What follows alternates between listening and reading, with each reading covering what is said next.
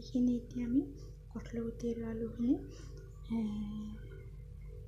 Whistle মাৰিবলৈ দিম। তাৰপিছত ভিডিঅ'টো সম্পূৰ্ণকৈ চালে গম পাব। কেৰাহীটো লক্ষ্য নকৰিব, কেৰাহীটো কিন্তু কৰক। আগতে কিবা বনাইছিলোঁ তেনে কেৰাহীটো আৰু হোৱা নাই, এনেকৈ বহাই দিছোঁ। পিঁয়াজ, জ্বালা, পিঁয়াজ, পাঁচফোৰণ দি ভাজি ল'ব।